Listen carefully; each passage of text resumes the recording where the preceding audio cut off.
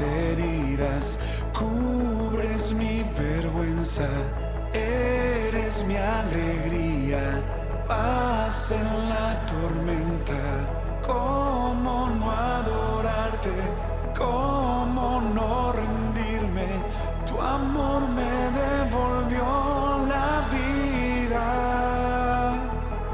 Eres rey por siempre, más que suficiente. Eres torre fuerte, roca de mi vida. ¿Cómo no adorarte? ¿Cómo no rendirme? Hoy corro y me escondo en tu amor. Me acerco ante el trono de tu gracia. Me acerco ante el trono de tu amor. Tú me levantas. Tú me levantas. Aleluya.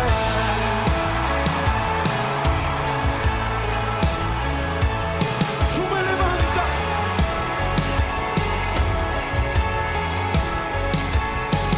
Eres rey por siempre, más que suficiente. Eres torre fuerte, roca de mi vida. ¿Cómo no adorarte? ¿Cómo no rendirme? Hoy corro y me escondo en tu amor. Me acerco ante el trono de tu gracia. Me acerco ante el trono de tu amor. Tú me levantas. Tú me levantas. Me acerco ante el trono de tu gracia. Me acerco ante el trono de tu amor. Tú me levantas. Tú me levantas. Aleluya. Caigo rendido ante tus pies. Solo tú eres santo, solo tú eres santo. Caigo rendido ante tus pies. Solo tú eres digno, solo tú eres digno. Caigo rendido ante tus pies. Solo tú eres santo, solo tú eres santo. Caigo rendido ante tus pies. Solo tú eres digno, solo tú eres digno. Me acerco ante el trono de tu gracia. Me acerco ante el trono de tu amor. Tú me levantas. Tú me levantas.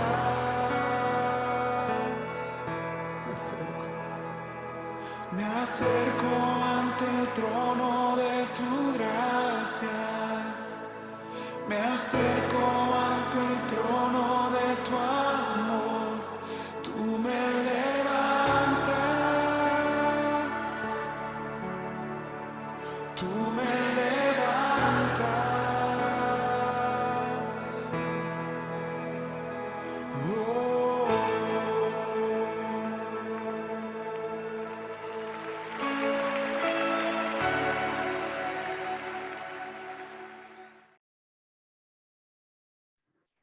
Shabbat Shalom, amados.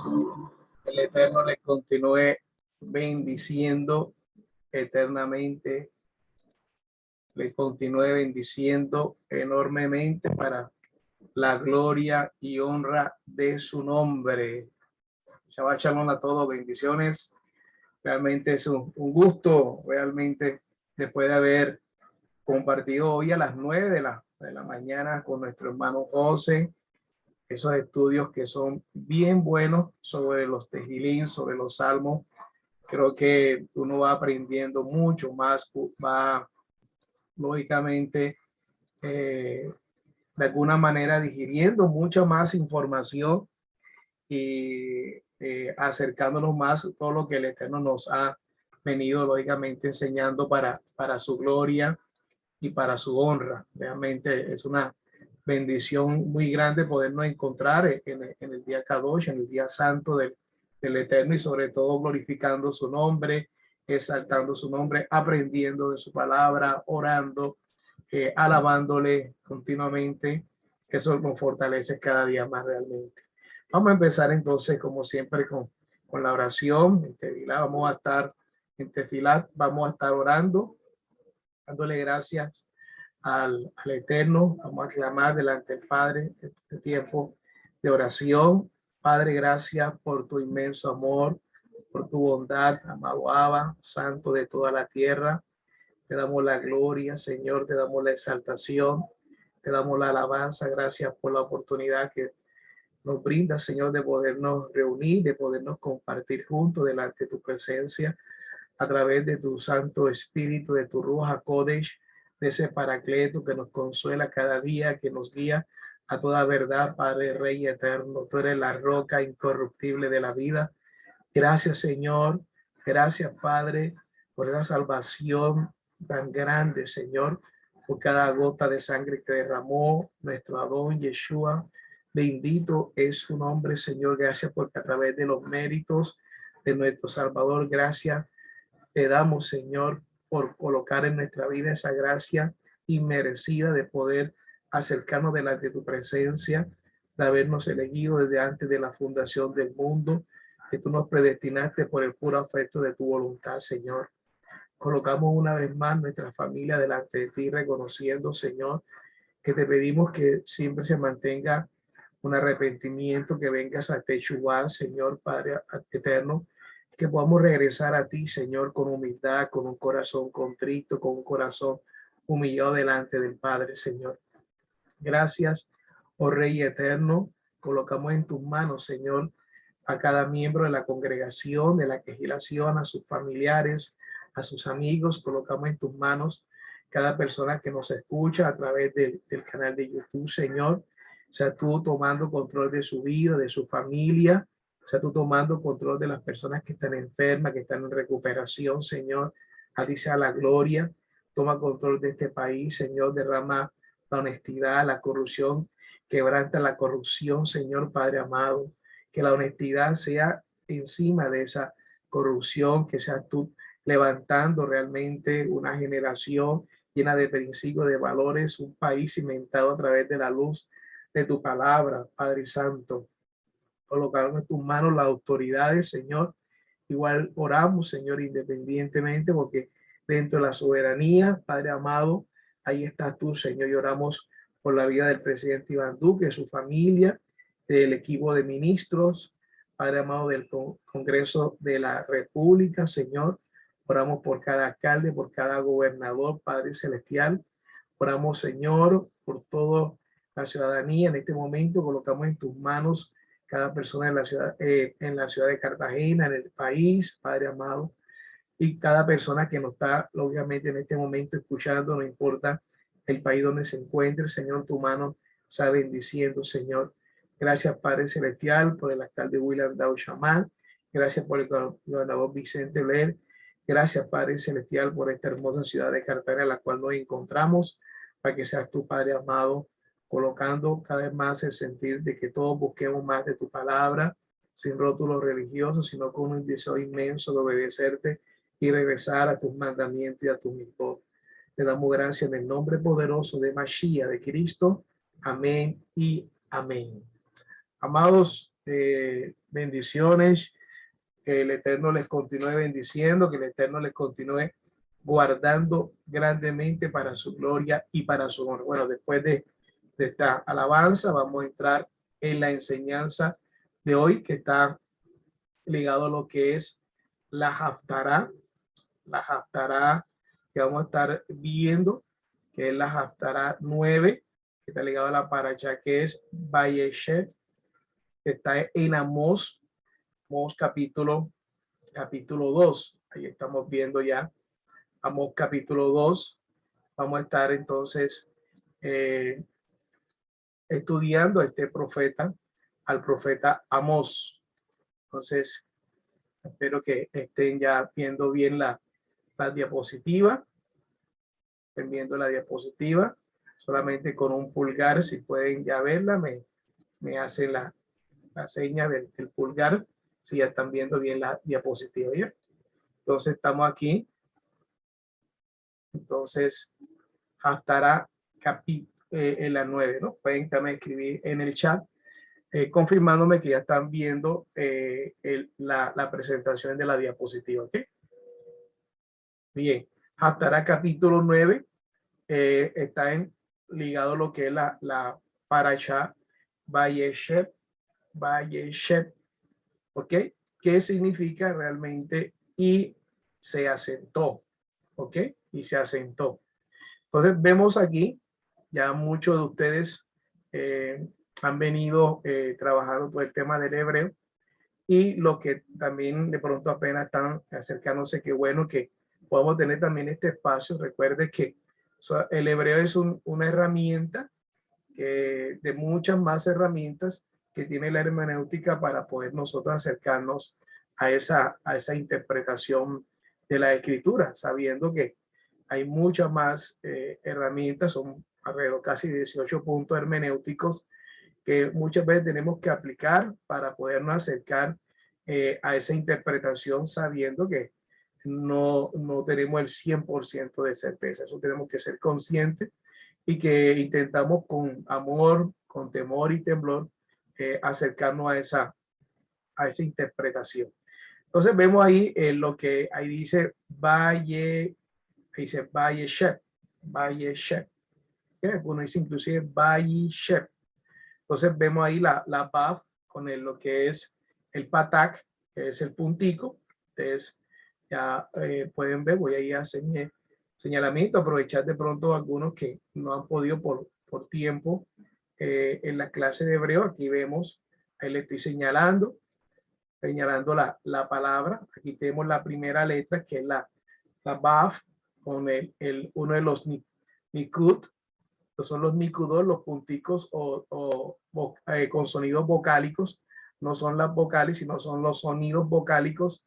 Algunos también se llaman puntos diacríticos, que ayudan a que uno pueda saber cuál es la pronunciación a nivel de sílaba, porque muchas veces aprendemos más silabificando para poder leer toda la palabra. Entonces, por lo menos la Vav, que representa un sonido de la V, con la rayita abajo, que es el patá, que representa lo que es la A.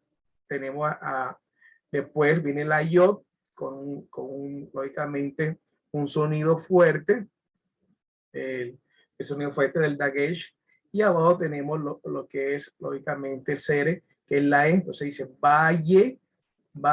Es más, algunos inclusive podían ver, y aprovecho aquí de momento, que en algunas comunidades la Yod la pronuncian como si fuera una I.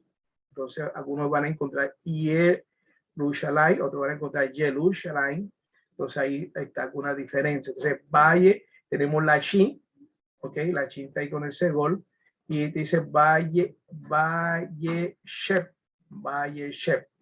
Algunos inclusive utilizan la expresión Vayeshev, que significa y asentó, ¿ok? Para ir, digamos, enamorando más a las personas en este hermoso idioma, la lengua Kadosh, que el Padre entregó. Entonces ahí dice y asentó. Amós capítulo 2. Lógicamente, los que ya han venido estudiando las clases de hebreo pueden tranquilamente leer ese texto, ¿ok? O esa palabra. Listo, vamos a leer entonces. Vamos a estar leyendo. Aquí me tengo que quitar el video para que poder continuar. ¿Okay? Vamos entonces en la siguiente. Vamos a leer Amós en el capítulo, vamos a partir del capítulo 1, del 1 al 5. ¿verdad? Del 1 al 5. La paracha viene hasta el capítulo 2, ¿ok? En el capítulo 2, pero vamos a tratar de hacer un recorrido. Dice en la Biblia textual, en la tercera edición, dice la hermosa palabra del Eterno en el nombre poderoso de Yeshua. Dice, palabras de Amós, uno de los pastores de Tecoa, visión que tuvo sobre Israel en los días de Usías, rey de Judá, y en los días de Jeroboam ben Joás, rey de Israel, 2 años antes del terremoto. Aquí hay una discusión importante que después vamos a ver porque en otras versiones no dice terremoto, sino que era un lugar donde se hacía de pronto una especie de tornado, otro tipo de manifestaciones naturales, ¿no? Dijo, Adonai ruge desde Sion y desde Jerusalén alza su voz. Los pastizales de los pastores harán duelo, y la cumbre del Carmelo se secará. Así dice Adonai, por 3 transgresiones de Damasco y por la cuarta no lo revocaré, porque aplastaron con trillos de hierro a Galat. Enviaré un fuego sobre la casa de Hazael que devorará los palacios de Ben-Hadad. Quebraré las barras de Damasco, destruiré a los habitantes de Dicar, Tabén, y al que empuña el cedro de Bet-Edén, y el pueblo de Aram irá desterrado aquí, dice Adonai. Amén. Padre, gracias por tu bendita y sagrada escritura, por tu bendita Torá.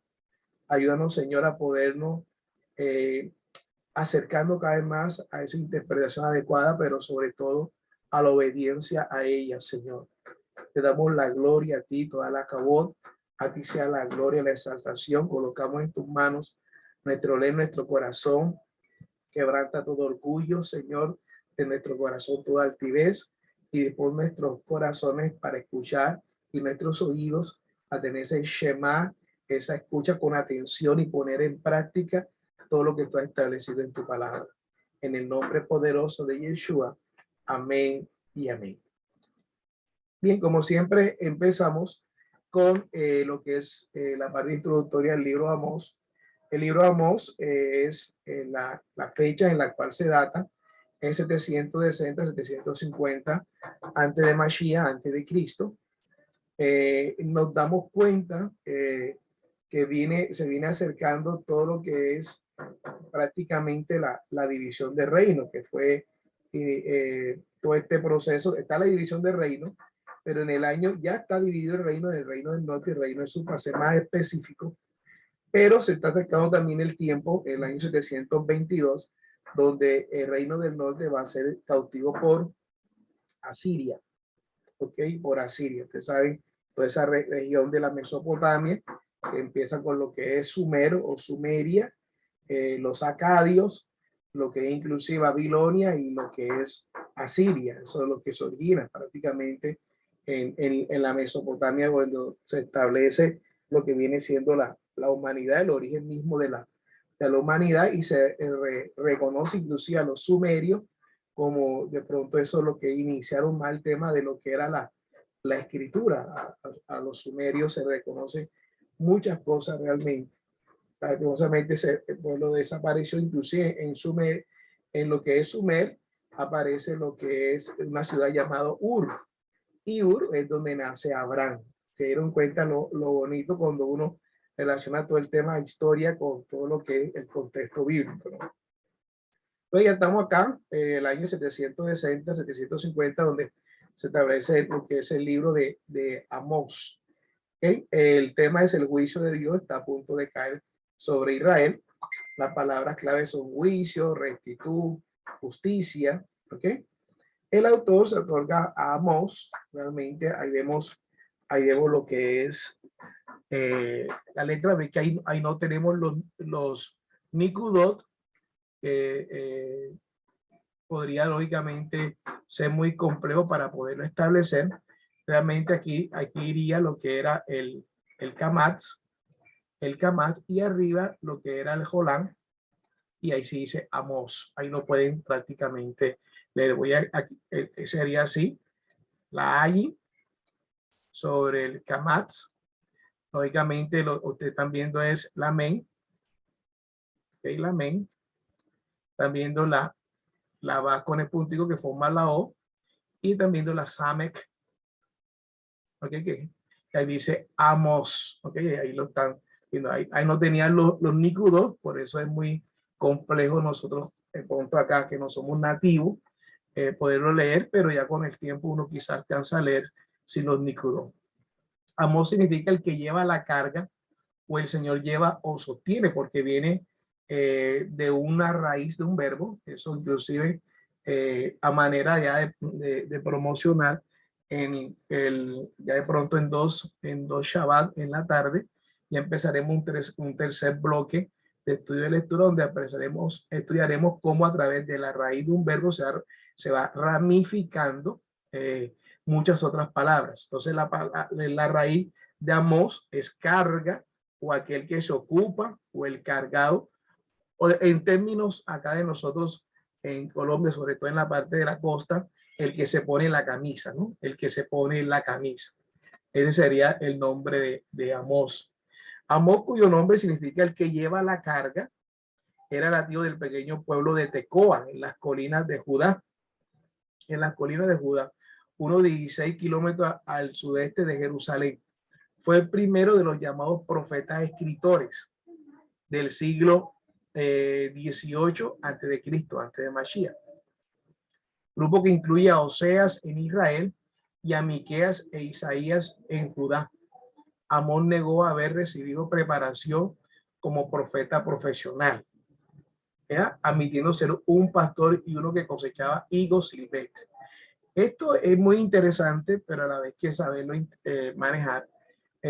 Amón no tuvo propiamente, de pronto como solo tuvo Pablo, que Pablo fue educado bajo los pies de Gamaliel, prácticamente el erudito más preponderante de la época. Es decir, Pablo estaba al frente, fue formado ante uno de los grandes maestros de ese momento, de lo que era la Torá, las instrucciones bíblicas. Sin embargo, Amós, como en este caso, niega haber recibido preparación como profeta profesional. Ustedes saben que inclusive en el tiempo de Samuel tenía también compañía de profetas, es decir, había como si fuera una especie de escuela. Y dice que Amós, manteniendo ser un pastor y uno que cosechaba higos silvestres, los frutos que comían los más pobres del pueblo, a pesar de ser oriundo de Judá, Dios le llamó a proclamar su mensaje en el norteño reino de Israel. Esto es muy importante. Era de Judá, pero realmente su profecía, gran parte de su profecía, la mayoría, está ligado a ese reino del norte. Entonces, aquí ya vemos algo interesante. No era una persona propiamente preparada en el sentido de una formación de una institución como, llámese escuela o liceo, llamado de la época, en ese sentido, como lo pudo haber tenido Samuel, que sí se fue formado, como de alguna manera Eliseo recibió la formación de Elías, etcétera, como Pablo recibió la formación de Gamaliel, y etcétera, etcétera, etcétera, sino que era realmente un pastor un pastor y cosechaba higos silvestres. Eso no nos da justificación a no prepararnos para seguir avanzando en el conocimiento, porque de ejemplo de preparación tenemos, el mismo Pablo exhorta, lógicamente, que tenemos que nosotros escudriñar la escritura, prepararnos. Pablo está completamente hablando sobre el tema. El mismo Yeshua preparó durante 3 años, algunos hablan inclusive de un solo año según la Pascua, de acuerdo a unos libros, algunos evangelios, otros son 3 Pascuas, pero hablando palabras más, palabras menos, también se dedicó a hacer lo que era el rabí. El rabí, que es un título que se refiere a aquel que tiene mucho conocimiento. Entonces, hay una formación. Sin embargo, hay excepciones, como ustedes lo pueden notar. Esa excepción en este caso también lo tenía lo que era el profeta Amós, que lógicamente una preparación sobrenatural que sucedió. Aún Pablo, a pesar que también fue formado inicialmente, tiene una preparación, que lo dice Gálatas, durante todo el 3 años de manera muy contundente. Él dice que el mismo Yeshua también le fue instruyendo, le fue limando lo que tenía y sacando, lógicamente, no un nuevo evangelio, sino el mismo evangelio desde la perspectiva mucho más aterrizada de la que él había recibido por parte en ese momento quizás de los saduceos, de pronto también de lo que eran los fariseos más que todo, porque Pablo tenía una trascendencia muy fariseica, y lo que fue puliendo lo que recibía a través de una enseñanza directa que él mismo dice que recibió de Yeshua. ¿Ok? Entonces vemos ahí estos aspectos que son muy interesantes para irlos manejando sobre lo que es Amós. Bien, continuamos entonces. Lo que es el trasfondo, vemos inclusive el trasfondo de lo que es Amós. Ahí vemos la foto a mediados del siglo 8 antes de Cristo, antes de Mashiach, hubo un tiempo de gran prosperidad tanto para Israel como para Judá. Bajo Jeroboam, Israel había retomado el control de las rutas de comercio internacional, el camino real a través de Transjordania y el camino hacia el mar a través del valle de Jezreel y a lo largo de la llanura costera. Eso quiere decir que, lógicamente, cuando Amós aparece en escena, como le voy reiterando, y el reino está dividido, ¿no? Hay un rey en el norte y un rey en el sur. Y hubo un tiempo de mucho tiempo de prosperidad. Ahí es donde es interesante, nadie se imagina todo lo que viene después de ese tiempo de prosperidad que habían tomado tanto el reino del norte como el reino del sur. Sin embargo, el Señor siempre levanta a esos profetas que exhorten al pueblo a regresar directamente a lo que es el arrepentimiento, regresar a la obediencia del Señor. Dice a través de la Transjordania y el camino hacia el mar a través del Valle de Rey y a lo largo de la llanura costera. De acuerdo con segundo libro de Reyes, 14:25, había sido restablecida las fronteras de Israel desde Lebo a Hamad, en el norte hasta el mar de Arabá, el mar muerto al sur. Por su lado, Judá, bajo Usías, recobró Elat, puerto marítimo sobre el golfo de Agaba, y se expandió hacia el sudeste a expensas de los filisteos. Israel y Judá alcanzaron así una nueva fuerza política y militar, pero la situación religiosa seguía en un estado lamentable. Miren el tener. Había prosperidad material, pero se habían apartado de los principios del Eterno. Ahí es donde muchas veces de pronto uno se puede llegar a confundir, porque de pronto hay una representación económica en nuestra vida, pero no hay una obediencia a la palabra. Entonces la gente puede creer que en desobediencia o violentando o pensando lógicamente que está haciendo las cosas bien delante del Señor, porque está viendo reflejada aparentemente una economía. Sin embargo, es la mano del Eterno en la bondad, en la piedad que Él tiene para darle tiempo a que de pronto la persona, el pueblo, nosotros mismos nos podamos arrepentir. Pero sin embargo, vemos que en la prosperidad a veces no nos deja ver el error que tenemos en lo que es el descuido a la desobediencia, a los mandamientos, a los mismos que el Señor ha establecido en su palabra. Ha habido idolatría desenfrenada, ricos que vivían lujosamente mientras que los pobres eran oprimidos, inmoralidad generalizada, sistema judicial corrupto. La gente creía que aquella prosperidad era una señal de las bendiciones de Dios. Ahí lo están viendo. ¿Okay? La tarea de Amós fue proclamar el mensaje de que Dios estaba disgustado con su pueblo. Ahí es donde es muy peligroso cuando aún en el plano religioso, muchos servidores o ministros, etcétera, dice, es que es que a mí me ha funcionado así. Es que a mí me ha funcionado así. O sea, ellos están creyendo que la prosperidad que está ligada está amarrada porque ellos creen que están haciendo las cosas correctas. Y muchas veces es por el tiempo de bondad o de misericordia que el Señor está dando para que realmente se arrepienta. O sea, no le ha quitado eso hasta que viene la sentencia normalmente. Entonces, ellos apelaban que esa prosperidad era señal de las bendiciones de Dios. Así ustedes se dan cuenta que hay gente que inclusive dentro los mismos medios dicen, ven, siembra acá, que acá sí se va a ver tu bendición. Y la gente lo que está notando es por vista, está viendo de la parte económica y no relaciona si realmente lo que se predica está sustentado en lo que dice la palabra. La tarea de Amós fue proclamar el mensaje de que Dios Elohim estaba disgustado con su pueblo, su paciencia se había agotado, el castigo era inevitable, la nación sería destruida, a menos que cambiara su corazón y permitiera que corra el juicio como las aguas y la justicia como impetuoso arroyo.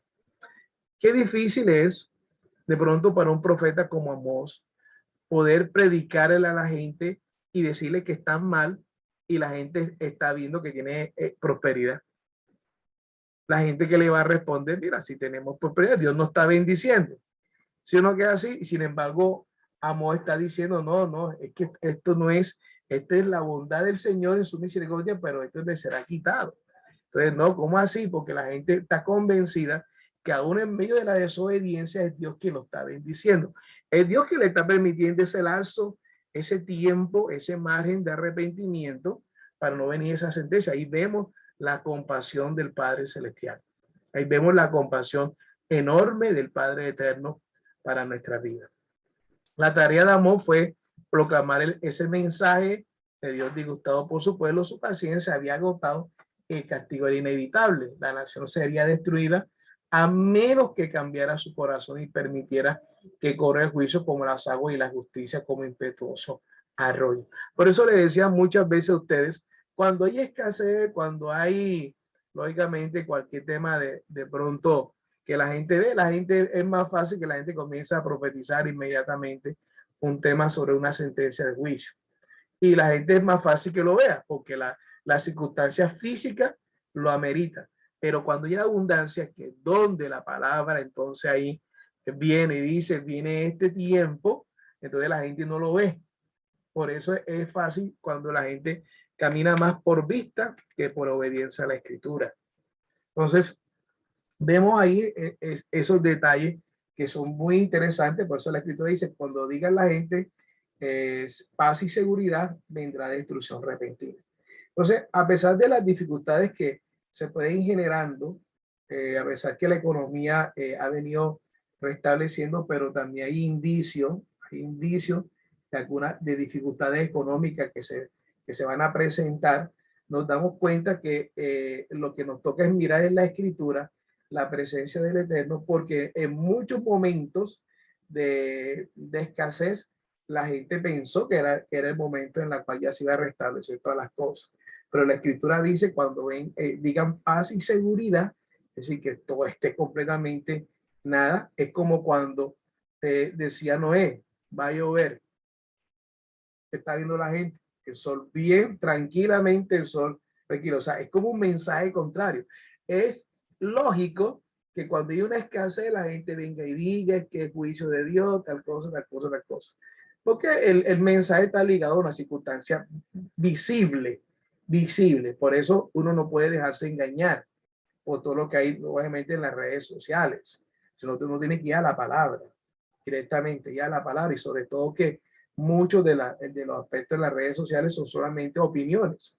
Opiniones que son respetables, pero que no es una información totalmente científica, validada, que es muy importante saber manejar estos dos conceptos.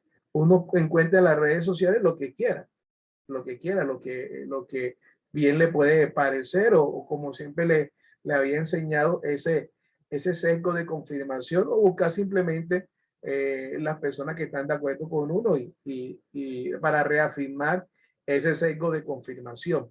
Entonces, pero nos damos cuenta que la escritura es la que debe ser nuestro guía. Y la escritura dice que cuando esté paz y seguridad, vendrá destrucción repentina. Sucedió con Noé, sucedió en muchos momentos de la época. La gente estaba, dice la escritura, cuando la gente está en casamiento, dando en casamiento, en bebiendo, en tal cosa, es decir, que hay abundancia, entonces vendrá la sentencia. Seguramente, como muchos de ustedes saben, hay indicios de una situación económica que tenemos que saberlos manejar, como siempre, porque a veces hay actitudes alarmistas y que eso no da la tranquilidad del manejo. Tampoco es que negar la situación, pero sí saberla expresar con argumentos adecuados y que la gente se pueda preparar, pero tenemos que ir a la escritura. La escritura nos da esa luz para poder nosotros tomar control. Lo que sí tenemos que estar siempre preparados, caminando de acuerdo a la voluntad del Eterno, y que nuestra salvación está puesta en él y la salvación pertenece es a Él, y la salvación está ligada a la obediencia a los mandamientos y te está ligada directamente a reconocer a Jesús, a Yeshua como nuestro Salvador. Si en ese contexto está la salvación, yo no puedo incluir la salvación que está condicionada a otros aspectos diferentes, porque ahí entonces viene el problema de la exégesis. Estoy colocando una circunstancia diferente para el concepto de salvación. Ahí es donde tenemos que tener mucho tacto y no podemos nosotros volver como que siempre a esa interpretación de que forzamos el texto bíblico por algo. Tenemos que buscar el texto bíblico de lo que dice. La escritura dice directamente: de tal manera amó Elohim al mundo, ¿verdad? Y determinó directamente ahí en la condición. De tal manera el Señor amó al mundo que ha dado a su Hijo primogénito, a su Hijo unigénito, para que todo aquel que en Él crea no se pierda, mas tenga vida eterna. Y los que creemos en Yeshua, los que creemos en Jesús, nos identificamos ¿con qué? Con guardar sus mandamientos. Y esas dos condiciones, uno revisa los mandamientos, entonces mira si está esforzándonos para ir cumpliendo con los mandamientos y con reconocer a Yeshua como nuestro mediador de la salvación. Y Yeshua, ¿quién es? El Omer Reshit, es decir, la manifestación visible del Elohim viviente, la manifestación visible. Es una de las manifestaciones del Señor, la muestra de su amor para con nosotros. Cuando manejamos eso, no podemos colocar diferentes otras circunstancias para forzar el texto bíblico, para condicionar nuestra salvación o no. Entonces, ahí es donde tenemos que ser muy sabios y no dejarnos llevar de alguna manera por todo lo que se mueve en las redes sociales, que en la mayoría tiene mucha falta en el tema de la investigación. Sin embargo, nosotros siempre reiteramos que cada uno debe dar su propia lectura a través de un análisis crítico de investigación y a través de la guía del Santo Espíritu del Señor que nos guía esa verdad y asumir esa postura de alguna manera correcta. Amor estaba en una circunstancia, imagínate, Amor diciendo una cosa y la gente en prosperidad. Y le vino, lógicamente, la circunstancia.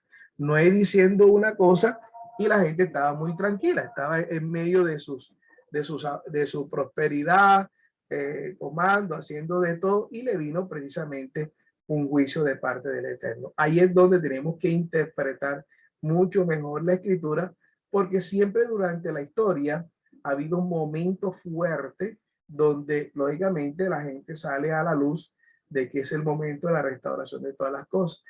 Igual nosotros estuviéramos diciendo lo mismo en esa época, por lo que estamos viendo con nuestros ojos físicos.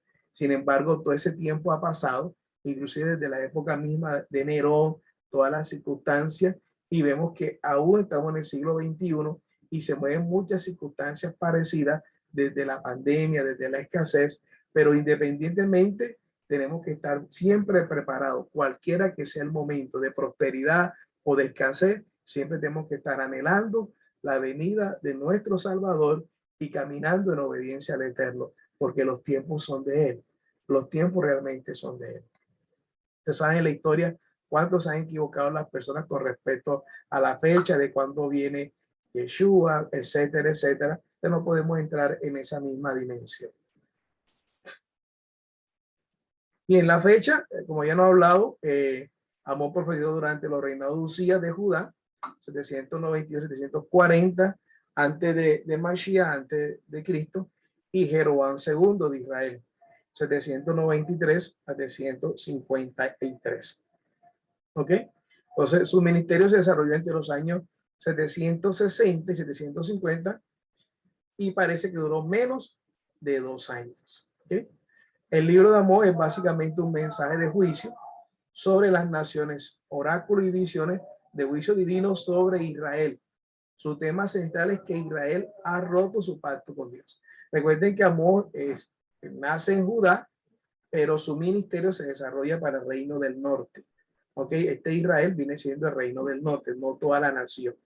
En consecuencia, Elohim, Dios castigará su pecado severamente Amós comienza con una serie de predicciones de juicio contra las naciones vecinas de Israel, incluyendo Judá, y luego también dirige sus profecías contra Israel. Nos damos cuenta que el tiempo que estamos viendo es un tiempo de todavía aún de prosperidad al inicio del ministerio. Sin embargo, el mensaje de Amós es contrario a lo que normalmente la gente del común está viendo prosperidad. Todas estas naciones serán castigadas por ofensas específicas que han cometido contra Israel o alguna otra nación. Este juicio sobre las naciones nos enseña que Dios es un monarca universal. Todas las naciones están en sus manos. Deben rendirle cuenta por sus ofensas contra otras naciones y pueblos. Israel y Judá, sin embargo, serán castigadas por haber roto su pacto con Elohim, con Dios. En el capítulo 3 contiene una serie de oráculos, tres mensajes o sermones contra Israel.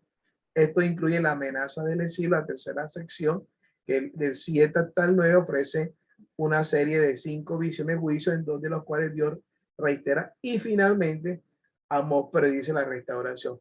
Si ustedes se dan cuenta la forma como empieza siempre los profetas, por eso la escritura dice que la palabra profética, aquella que exhorta, consuela y al final edifica, ¿verdad? O sea, viene una advertencia. El Señor, cuando viene el momento físico, nadie puede decir que yo no lo sabía, porque el Señor inclusive primero advierte y advierte a través de los profetas. Después viene el momento del trato fuerte, el juicio, y después viene siempre la restauración. Esas siempre son las tres etapas en la cual manifiesta ese carácter del Señor, que el Señor mantiene su promesa de la restauración completa del pueblo del Eterno. Bien, aquí como siempre es bueno ver, nosotros vemos acá que Amós, inclusive, usted lo pueden notar acá, aquí tenemos Amós, aquí se lo estoy, y Oseas. Amós realmente debería ir primero en la escritura antes que Oseas, pero uno se da cuenta que Oseas, en las versiones que tenemos, va primero que Amós, y Amós va primero que Oseas. Son detalles interesantes que, bueno, tenemos a veces en la Biblia donde no está precisamente un formato cronológico como tal, sobre todo en el tema de las profecías, no está en orden cronológico las versiones que tenemos nosotros. Entonces vemos ahí el momento en que Amós se comienza a ver en el reino del norte, donde él normalmente es su profecía, reino del norte. Ya el reino está completamente dividido, y la profecía va enmarcada a la sentencia que viene. Amós, seguramente el reino del norte es cautivo en el año 722 antes de Mashiach, antes de Cristo, y es cautivo por Asiria. Bien.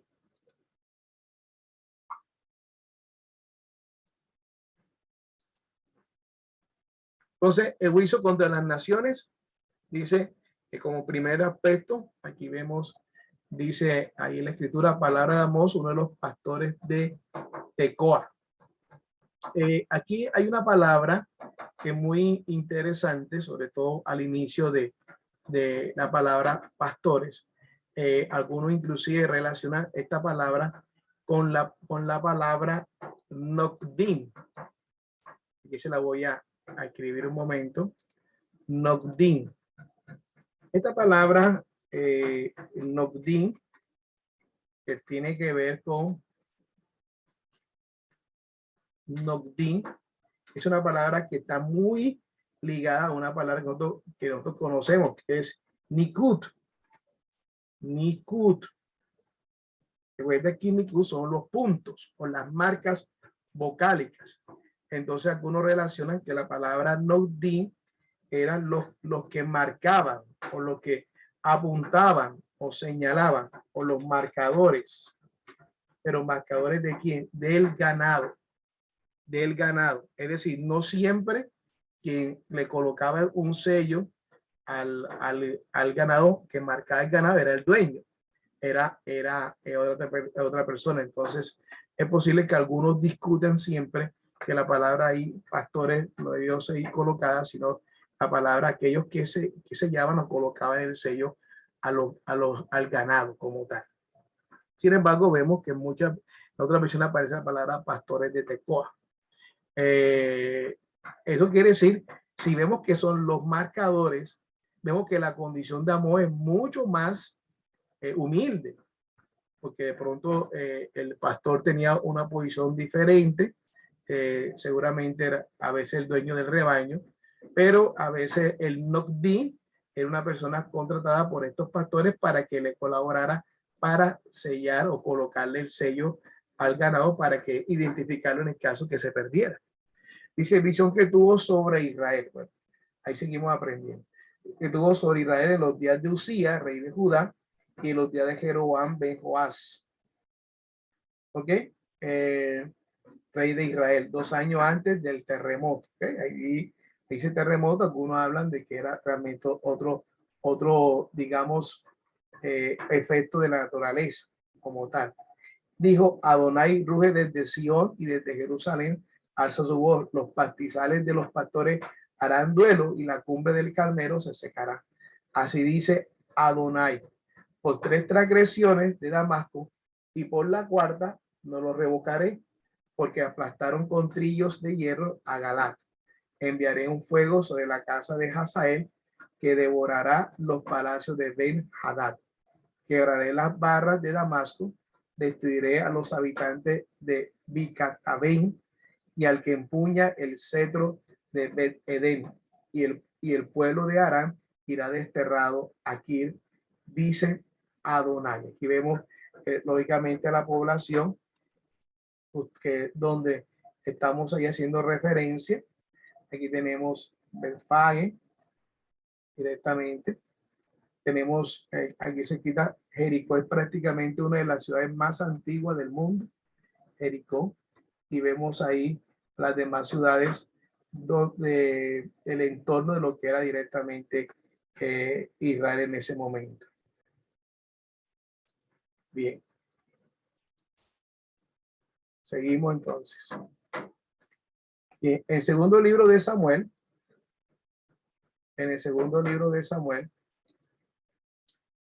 Joab procura el regreso de Absalón. Vamos a ver aquí un aspecto interesante. Y Joab, hijo de Sarbia, sabía que el corazón del rey se inclinaba por Absalón, y Joab envió a Tecoa, estamos viendo aquí, para ir relacionando algunos aspectos interesantes que se dan en Amós y que venían de más o menos unos tiempos atrás. Y tomó de allá una mujer astuta y le dijo, finge ahora estar de luto y ponte ropas de duelo y no te unjas con óleo, de modo que parezca como una mujer que ha estado muchos días haciendo luto por un muerto. Y ve al rey y háblale conforme a esta palabra. Y Joab puso las palabras en su boca. Y la mujer de Tecoa habló al rey, y cayendo en tierra sobre su rostro, se postró y dijo, ayúdame, oh rey. Y el rey le dijo, ¿qué tienes? Y ella dijo, en verdad soy una mujer viuda, pues mi marido ha muerto. Tu sierva tenía 2 hijos, y los 2 se pelearon en el campo, y no habiendo quien los separara, el uno hirió al otro y lo mató. Vamos al segundo libro de Reyes. En el año 15 de Amasías ben Joás, rey de Judá, comenzó a reinar Jeroboam. Todo el contexto de lo que está del inicio del ministerio de Amós, rey de Israel en Samaria 41 años, e hizo lo malo ante los ojos de Adonai, y no se apartó de todos los pecados de Jeroboam ben Nadab, por lo que había hecho pecar a Israel. Él restableció la frontera de Israel desde la entrada de Hamat hasta el mar del Arabá, conforme a la palabra de Adonai, Elohim de Israel, que había hablado por medio de su siervo Jonás ben Amitai, el profeta de Gad Hefer, pues Adonai había visto la amarga aflicción de Israel, que padecían tanto esclavos y libres sin que nadie ayudara a Israel. Pero Adonai no había determinado borrar el nombre de Israel de debajo de los cielos. Por eso lo salvó por mano de Jeroboam ben Joás. El resto de los hechos de Jeroboam, todo lo que hizo y su valor con que luchó, y cómo recobró a Damasco y a Hamat, que había sido de Judá. Dice, para Israel, no están escritos en el rollo de las crónicas de los reyes de Israel, Y durmió Jeroboam con sus padres, con los reyes de Israel, y Zacarías y su hijo reinó en su lugar. Son las circunstancias previas que se están manejando directamente en el ministerio de Amós. Dice acá, sin embargo, en segunda de Crónicas 26, del 16 al 23, sin embargo, cuando llegó a ser fuerte, su corazón se enalteció hasta corromperse y fue infiel a Adonai, su Elohim, pues llegó a entrar a la casa de Adonai para quemar incienso sobre él al altar del incienso. Tras él entró el sacerdote Azarías, junto con 80 sacerdotes de Adonai, hombres de valor, quienes se plantaron ante el rey Usías y le dijeron: oh Usías, no te corresponde a ti quemar incienso, sino a los sacerdotes hijos de Aarón, que están santificados para quemar incienso. Sal del santuario, pues has sido infiel, y esto no será por honra de parte de Adonai el Elohim. Pero Usías, quien tenía un incensario en su mano para quemar incienso, se irritó, y cuando se irritó con los sacerdotes, la lepra le brotó en la frente delante de los sacerdotes de la casa de Adonai junto al altar del incienso. Y cuando el sumo sacerdote Azarías y tomó los sacerdotes, se volvieron hacia él, y aquí tenía leprosa la frente. Entonces lo hicieron salir de allí, y él mismo se dio prisa en salir porque Adonai lo había herido. Y el rey Usías fue leproso hasta el día de su muerte, y habitó leproso en una casa aislada, pues había sido excluido de la casa de Adonai, y su hijo Jotán quedó a cargo de la casa real, juzgando al pueblo de la tierra. El resto de los hechos de Usías, los primeros y los últimos, lo escribió el profeta Isaías ben Amós. Y durmió Usías con sus padres, pero lo sepultaron con sus padres en el campo de los sepulcros reales, porque dijeron: es leproso, y en su lugar reinó su hijo Jotán. Aquí vemos las circunstancias de los reyes en el tiempo que Amós, con ese, estaba lógicamente en su ministerio. Zacarías 14:5 dice: y el valle de Hinnom quedará bloqueado, porque el valle entró en los dos montes, llegará hasta Sal, y vosotros huiréis como cuando el terremoto en tiempo de Usías, rey de Judá, y vendrá Adonai mi Elohim con todos los santos. Es decir, que vemos que el capítulo 1 de Amós está ligado a las circunstancias que se dieron en el segundo libro de Crónicas, y lo reitera Zacarías, ese efecto de la naturaleza que aquí es manifestado como un terremoto, ¿verdad? Amós capítulo 1 con segundo libro de Crónicas, con Zacarías capítulo 14:5, con el segundo libro de Samuel, con el segundo de Reyes 14, está amarrado para poder uno contextualizar todo lo que está sucediendo: la desobediencia de Jeroboam, la insensatez de Usías, el tema de la naturaleza que es manifestado a través de un terremoto, y lo reitera inclusive Amós en ese momento. O sea, qué maravilloso es la escritura, que cómo relaciona y confirma todas las cosas. O sea, la palabra del Eterno, la palabra de Adonai, es una palabra inerrante, la palabra misma. Tristemente las versiones han sido un poco modificadas, pero la palabra en sí, cómo se va corroborando de manera maravillosa, y cómo se va alineando a todos los acontecimientos históricos de la época, y todo lo que el Señor levantó por amor y bondad para con su pueblo. Bien, Amós 1 del 6 al 15 dice: así dice Adonai, por 3 transgresiones de Gaza, y por la cuarta no lo revocaré. Ahí vemos una expresión muy común que se ve en la escritura, pero vemos de alguna manera el tiempo que da el Señor para el arrepentimiento, ¿no? Él es que determina por 3 transgresiones, todavía lo mantiene, y el cuarto no lo revocaré. Vemos ahí lo que habla de la bondad del Señor a veces para nuestra vida, porque se llevaron en cautividad muchedumbre entera para entregarlas a Edom. Enviaré un fuego al muro de Gaza que devorará sus palacios. Destruiré los habitantes de Asdod y al que empuña el cetro de Ascalón. Volveré mi mano contra Ecrón, y el resto de los filisteos perecerá, dice Adonai. Así dice Adonai, por 3 transgresiones de Tiro, y por la cuarta no lo revocaré, ¿no?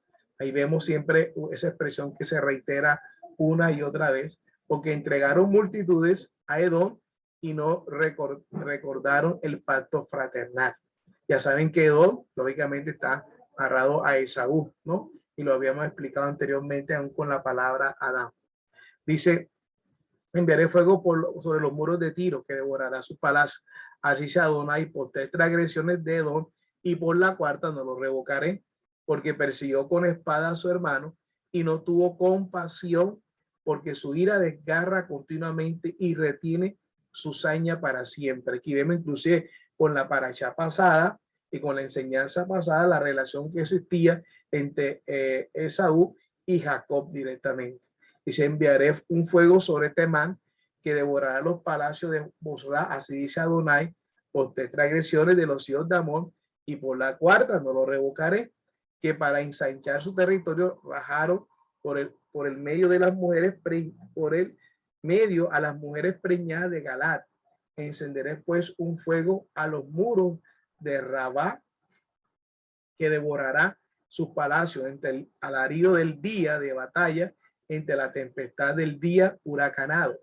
Y el rey marchará a su destierro, y con él todos sus príncipes, dice Adonai.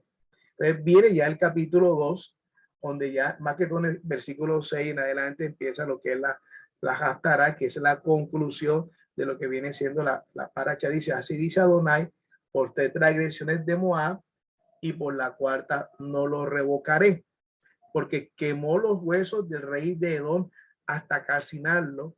Enviaré un fuego sobre Moab que devorará los palacios de Keriot, y en el tumulto Moab morirá entre alaridos de guerra y el resonar del shofar, y cortaré en medio de él al juez, y con él mataré a todos sus príncipes, dice Adonai. Miren que hay una sentencia bien tremenda sobre lo que es Moab. Ustedes saben que no, el Señor había determinado que no, ningún moabita entrará en la congregación de Adonai, y hoy podemos nosotros verificar que se refiere más que todo a los que son los varones, ¿no? Porque vemos que también hubo una moabita que entró, ¿no es cierto? Usted se da cuenta del tiempo de Ruth, ¿ok? Mi pueblo será, de tu pueblo será mi pueblo, y tu Dios, tu Elohim será mi Elohim. Entonces vemos ahí que hay una sentencia, pero que en este caso Ruth, lógicamente, sí logró entrar, lógicamente, a la ligada a la bondad y a la compasión del Eterno. Es decir, aquel extranjero que se una al pacto delante del Señor, lógicamente será un solo pueblo. Esto es muy interesante en ese sentido, porque estamos hablando del pueblo de lo que es la nación de Israel, en la nación bíblica.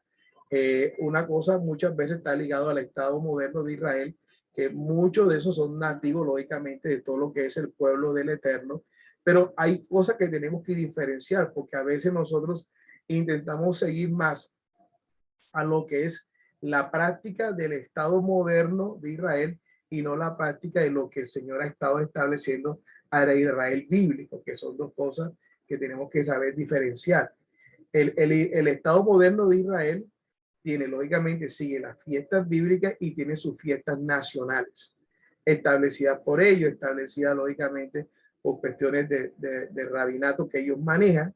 Y muchas veces de pronto el pueblo del Eterno se confunde y termina no solamente celebrando las fiestas bíblicas, sino las fiestas de lo que es la nación moderna de Israel.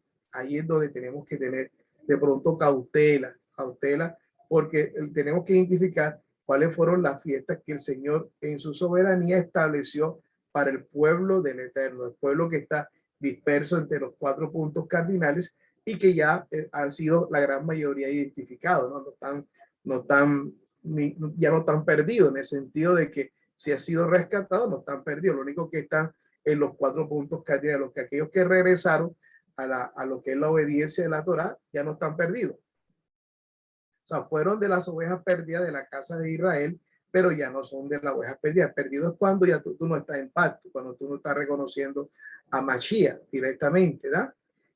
Sino cuando ya tú regresaste, aunque estés en Cartagena, estés en Colombia, ya tú no eres esa oveja perdida, porque ya tú fuiste rescatada a través de Ruach HaKodesh por medio del sacrificio de Mashiach. Ya tú estás, lo único que tú estás dispersa. Por lo menos Daniel no estaba en Jerusalén, pero Daniel no estaba perdido. Daniel seguía la obediencia del Eterno, lo que estaba lógicamente en medio de un pueblo que estaba cautivo y estaba fuera del territorio de Jerusalén. Entonces hay muchas de esas ovejas que ya fueron rescatadas porque ya entraron en pacto. No sé si me estoy explicando ahí. Dígame un amén. Es decir, sí, listo. El Señor dijo, he venido por las ovejas perdidas de la casa de Israel. Pero cuando esa oveja ya regresa a redil, y regresar a redil quiere decir regresar primero a Mashiach, a Jesús, a Yeshua, y la obediencia a los mandamientos ya no es una oveja perdida. Lo que está directamente es en una población diferente. Perdido es cuando no se está obedeciendo la escritura. ¿Okay? No sé si me estoy explicando en ese sentido. Lógicamente hay muchas otras ovejas perdidas a las cuales hay que seguirle predicando la palabra porque no han entrado en pacto, no han entrado directamente a la obediencia de parte del Eterno. Entonces tenemos que, estamos en la dispersión, pero no estamos perdidos. No sé si me estoy explicando, escriban ahí un amén, ¿ok? Si me estoy explicando en ese concepto como tal.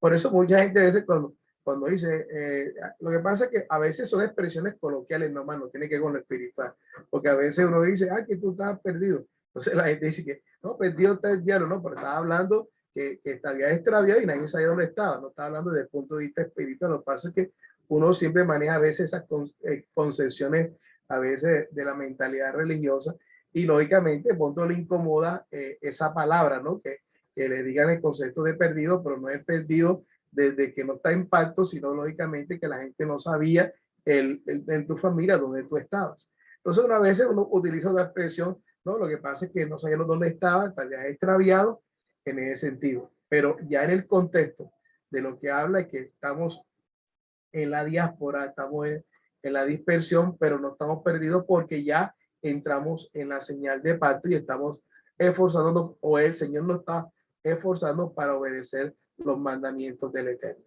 Amén.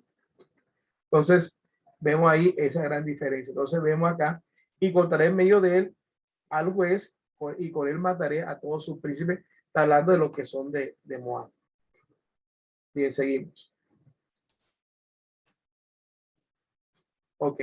Entonces, vemos el juicio sobre Judá, Mos, del 2, del 4 al 5. Dice, así dice Adonai, por 3 transgresiones de Judá, y por la cuarta no lo revocaré. Es decir, cómo está la bondad, la piedad, la misericordia del Señor para darle tiempo de arrepentimiento. Porque menospreciaron la ley de Adonai y no guardaron sus estatutos, y los han extraviado sus mentiras, tras las cuales anduvieron sus padres. Enviaré un fuego sobre Judá que devorará los palacios de Jerusalén. Entonces, mira lo que dice Jeremías 17. El pecado de Judá está escrito con cincel de hierro, con punta de diamante, está grabado en la tabla de su corazón y en los cuernos de sus altares, pero para memoria de sus hijos con sus altares y sus aceras junto a árboles frondosos, sobre los altos collados, sobre mi monte del campo entregaré al saqueo tus riquezas y tesoro por el pecado de tus lugares altos en todo tu territorio. Tú misma serás privada de la herencia que te di y en una tierra que no conoces. Te haré esclavo de tus enemigos, porque habéis encendido en mi ira un fuego que arderá perpetuamente. Así dice Adonai. Maldito quien confía en el hombre y se apoya en un brazo de carne apartando su corazón de Adonai. Será como retama en el desierto y no verá cuando viene el bien, sino que habitará lugares secos en el desierto, en tierra salitrosa y deshabitada. Bendito aquel que confía en Adonai y cuya confianza está en Adonai. Será como árbol plantado junto a las aguas, que extiende sus raíces junto a las corrientes y no teme cuando viene el calor, pues su follaje estará frondoso y en el año de sequía no se preocupará, ni dejará de dar su fruto. Engañoso es el corazón más que todas las cosas, incurable, ¿quién lo conocerá? Yo, Adonai, yo escudriño el corazón y sondeo los riñones para dar a cada uno conforme a su camino, conforme al fruto de sus obras. Alabado ese ya la advertencia que tenía también dice, el que amontona riqueza injusta es como la perdiz, dice ahí. En Cuba, lo que no puso, ustedes se dan cuenta que viene acá hablando Jeremías, habla de todo este. En la mitad de sus días las abandonará y ante su postrimería será un necio. Trono glorioso excelso desde el principio es el lugar de nuestro santuario. Oh Adonai, esperanza de Israel, los que te abandonan serán avergonzados, los que te abandonan serán inscritos en el polvo, porque abandonaron a Adonai, fuente de agua viva. Sáname, oh Adonai, y seré sano. Sálvame y seré salvo, porque tú eres mi alabanza. He aquí, ellos me dicen, ¿dónde está la palabra de Adonai? Que se cumpla ahora. Mire la expresión, pero yo no he hecho más que ser un pastor en pos de ti. Hablando Jeremías, no he deseado este día de calamidad. Yo no lo he deseado. Tú lo sabes, lo que ha salido de mis labios está presente ante ti. No me seas causa de terror. Tú eres mi refugio en el día del mal. Avergüéncense quienes me persiguen, pero no sea yo avergonzado. Sientan terror ellos y no yo. Trae sobre ellos el día malo y destruyelo con doble destrucción. Esto es tremendo lo que está diciendo ahí Jeremías.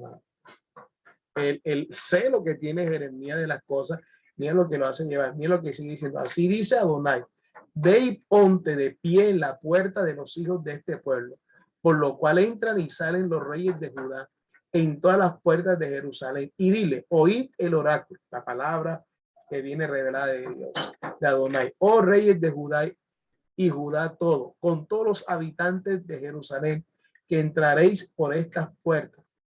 Así dice Adonai, guardaos muy bien de llevar carga en el día de reposo, en Shabbat, y de meterlas por las puertas de Jerusalén. Tampoco saquéis carga de vuestras casas en el día del Shabbat, ni hagáis trabajo alguno. Mire qué bonito cuando hay una versión bíblica que conserva el nombre propio de reposo.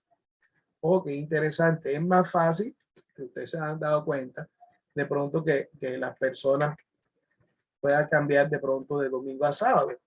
Es más fácil porque es una expresión que conoce la persona, que pasa de domingo a Shabbat. Dice, pero ¿cómo así? No por la expresión misma, pero ya cuando está de pronto, y ahí identificó el día séptimo, que es el sábado, es más fácil que también pueda hacer el otro paso que le sigue, que es Shabbat, porque ustedes saben que Shabbat es en este caso una relación a un nombre propio, o sea, él dijo, y el séptimo es Shabbat, ¿verdad? Es decir, ahí es donde está la diferencia, pero en nuestra concepción occidental, de pronto la gente rechazaría más rápido la palabra como Shabbat, que es saber lógicamente o relacionarlo con un sábado o el séptimo día como sábado. Ni hagáis trabajo alguno. Ahora bien, dentro de las versiones bíblicas debieron haber conservado lo que es Shabbat. Y algunas versiones eliminaron tanto la palabra sábado como la palabra Shabbat y solamente hablan día de reposo, día de reposo, día de reposo, aunque abajo en la referencia dice aquí equivale a sábado. Pero la idea es que la gente está leyendo día de reposo, pero no se está en su mente ligando ni siquiera a un Shabbat, ni siquiera al sábado, sino que para ellos cualquier día de reposo o solamente mantener el primer día de la semana. Entonces, fue una estrategia de esas versiones eliminar lo que es Shabbat y lo que es sábado para que simplemente la gente relacionada a día de reposo cualquier otro día. Recuerde que también es interesante, nosotros reconocemos que Yeshua nos da ese descanso, pero esa no es una relación que hace eliminar el mandamiento del Shabbat.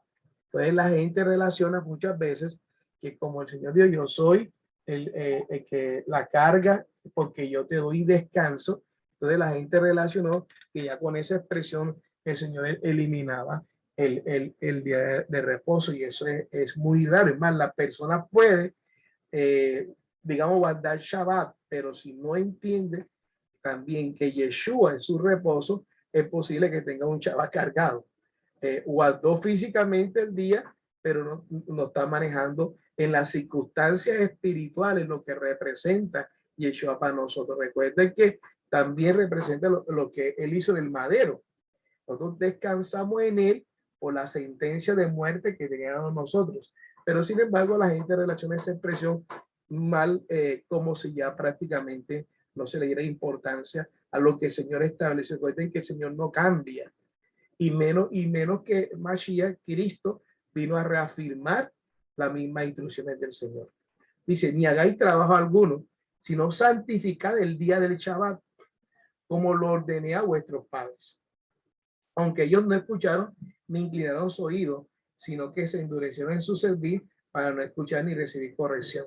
Pues si de verdad me escucháis, dice Adonai, y no introducís cargas por las puertas de esta ciudad en el día de Shabbat, sino que santificáis este día de Shabbat, no haciendo en él trabajo alguno, entrarán por las puertas de esta ciudad en carro y en caballo los reyes. Miren la importancia que tiene el Señor para nosotros, para él guardar Shabbat. Shabbat también es señal de pacto.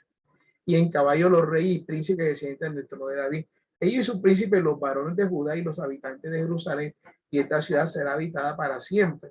Y vendrán de las ciudades de Judá, de los alrededores de Jerusalén, de la tierra de Benjamín, de Cefelá, de la región montañosa y del Negev, trayendo holocausto y víctimas, ofrenda de cereal e incienso, y trayendo ofrenda de gratitud a la casa de Adonai. Dice, pero si no me escucháis en lo de santificar el día del Shabbat y de no transportar carga y meterla por la puerta de Jerusalén en el día del Shabbat, yo prenderé un fuego a sus puertas que devorará los palacios de Jerusalén y no se apagará. Qué tremendo texto este. Jeremías 17, desde el verso 19, reitera la importancia del día del Señor. El día del Señor es el Shabbat.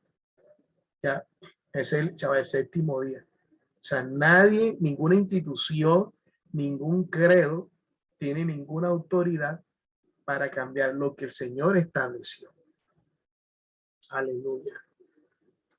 Dice, juicio sobre Israel, Amós 2, del 6 al 16, dice, así dice Adonai, por 3 transgresiones de Israel y por la puerta no lo revocaré, porque venden al justo por plata y el necesitado por un par de sandalias. Miren lo que hace aquí. Esta expresión en el versículo 6 es la versión que relaciona directamente con la parasha. Porque venden al justo por plata. O sea, miren lo impactante que está ahí. Le está hablando a Israel, al reino del norte. ¿Verdad? Al reino del norte. ¿A quién vendieron por plata? Lógicamente en este momento a José, que es Efraín.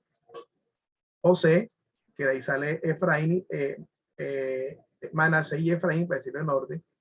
José, ¿ok? Lo vendieron por plata. También la relación que está ahí, porque venden al justo por plata.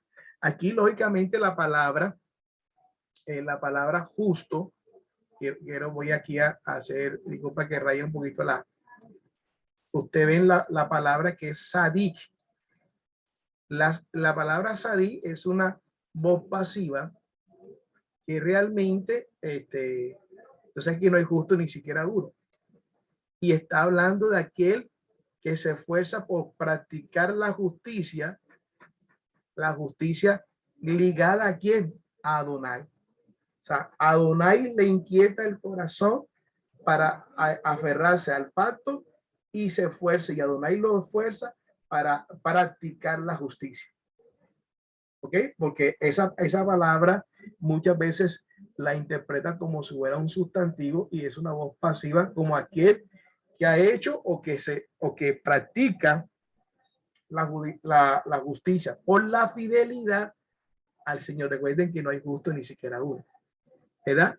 Debido a la fidelidad de Dios, a su bondad, a su misericordia, Dios coloca en nuestra vida el deseo de practicar la justicia. Ese sería como una expresión de esa, y espero que me haya explicado en ese concepto. Dice, y has necesitado por un par de sandalias, codician hasta el polvo de la tierra que está sobre la cabeza del pobre, tuercen la senda de los humildes, y un hombre y su padre se llegan a la misma joven. Miren la perversidad que había, a fin de profanar mi santo nombre, y sobre ropas empeñadas se echan junto a cualquier altar, y en la casa de su Dios beben vino a los multados. Yo que destruí ante ellos al amorreo, cuya altura era como la de los cedros y cuya fortaleza como la del roble, y aún así destruí su fruto por arriba y sus raíces por debajo. O sea, prácticamente la expresión, este pueblo que era altivo, orgulloso y que estaba lógicamente, que era un pueblo fuerte, con éxito fue el Señor lo arrasó prácticamente de la tierra. Yo que os hice subir de la tierra de Egipto y os conduje en el desierto durante 40 años para que poseyáis la tierra del amorreo, y a vuestros hijos los elevé por profeta y a vuestros jóvenes por nazareos. ¿Ok? No es así, hijos de Israel, dice Adonai, pero vosotros emborrachaste a los nazareos. Mira lo que dice aquí, a los nazareos que tienen un pacto de no beber vino. Dice, ustedes pervertieron prácticamente al nazareo y prohibiste profetizar a los profetas. Y lo que dice, y prohibiste es que el profeta exhortara al pueblo con la palabra para que se volviera a mí. He aquí vosotros me habéis presionado como una carreta cargada de gavillas. No habrá pues escape para el ágil, ni el fuerte podrá valerse de su fuerza, ni el valiente podrá librar su vida. El que empuña el arco no resistirá, y el ligero de pie no logrará escaparse. Ni el jinete salvará su vida, el más esforzado de corazón entre los valientes huirá desnudo en aquel día, dice Adonai. Mira lo que dice aquí la profecía sobre Moab, que está en Amós. ¿Cómo va amarrado todo la escritura? Acerca de Moab, dice Adonai Sebaot, de los ejércitos. Elohim de Israel, ay de Nebo, arrasada, de Kiriataim, avergonzada y conquistada. La altiva fortaleza ha sido derrotada y deshecha. Moab no se alabará ya más. En Esbón tramaban contra ella. Vamos a destruirla como nación. Oh Mena, reducida hasta el silencio, con la espada en pos de ti. Voz de clamor desde Oronaín, asolamiento y gran destrucción. Las ciudades moabitas. Moab ha sido destruida. Sus pequeños prorrumpen en gritos, porque así, dice el 40, porque así dice Adonai. He aquí como águila se abalanza, sus alas extendidas contra Moab son tomadas las ciudades y las fortalezas conquistadas. Aquel día el corazón de los valientes de Moab será como el corazón de una parturienta. Moab será destruida hasta dejar de ser pueblo, porque se engrandeció contra Adonai. Bendito es el Padre eterno, amado, que nos permite seguir aprendiendo cada día más a la luz de su palabra. Y nuestra conclusión, ¿verdad? Capítulo 2, lo llevé desde el capítulo 1. Y mira, en el Pedro dice, ahí dice la escritura en Pedro, primera de Pedro 4, del 12 al 19. Esta es una carta. Amados, no se sorprendan por el fuego que arde entre ustedes para ponerlo a prueba, como si les sucediera cosa extraña. Antes bien, gócense a medida que participan de las aflicciones del Mashiach, para que también cuando se revele su gloria, se gocen grandemente. Cuando los insultan por el nombre del Mashiach, son felices porque el glorioso espíritu de Elohim reposa sobre ustedes. Así que ninguno de ustedes padezca como homicida o ladrón o malhechor o por entrometerse en asuntos ajenos. Pero si alguno padece como mesiánico, y lo que dice aquí, como mesiánico, es de la palabra que aparece en la versión israelita. No se avergüence, más bien glorifique a Elohim en ese nombre, porque es tiempo de que el juicio comience por la casa de Elohim. Y si primero comienza por nosotros, ¿cómo será el fin de aquellos que no obedecen la buena noticia de Elohim, las Besorot? Y si el justo con dificultad se salva, o sea, aquel que ha sido colocado el Ruach HaKodesh, la fidelidad del Eterno, para que se esfuerce para practicar la justicia a través del pacto eterno, con dificultad se salva. ¿En qué irá a parar el impío y pecador? Aquellos que trascienden la ley de Elohim. Por eso los que sufren según la voluntad de Elohim, que encomienden sus vidas al fiel Creador, haciendo el bien. Aleluya, bendito es el nombre del Padre eterno, Señor, amado, que nos guía, que nos fortalece, que nos llena de su presencia, de su amor, de su bondad. Padre, gracias por tu palabra. Gracias por tu amor. Gracias, amado Abba, bendito, amado Adonai, por permitirnos cada vez más conocer la Escritura, escudriñarla, Señor. Estamos delante de ti, Padre eterno. Tú sabes las circunstancias de este mundo y tú conoces los tiempos, Señor. Ayúdanos, Señor, como tu pueblo, en Mashiach, en Cristo, Señor. Podernos, Señor, seguir avanzando en unidad, en amor, Señor. Padre eterno, dando discernimiento y sabiduría para apartarnos del mal, es decir, de la transgresión de tu palabra, Señor, sino obedecerla a ella, Padre eterno, Señor. Hay circunstancias de este mundo, Señor, Padre eterno, que vamos a estar viendo, Señor, pero en cualquier circunstancia, ayúdanos a obedecer más la Escritura, tu palabra. A ti sea la gloria, la exaltación, la alabanza. Gracias por tu bondad, por tu comprensión. Gracias por transformar nuestra vida, Señor. Gracias por la exhortación con amor. Gracias por la edificación de tu palabra, Señor. Guíanos, Señor, cada día más de acuerdo a tu presencia, de acuerdo a tu palabra, Señor, de acuerdo a tu Torah. A ti sea la gloria, la exaltación y la alabanza. Bendito es tu nombre, eternamente y para siempre. En el nombre poderoso de Mashiach, de Cristo. Amén y amén.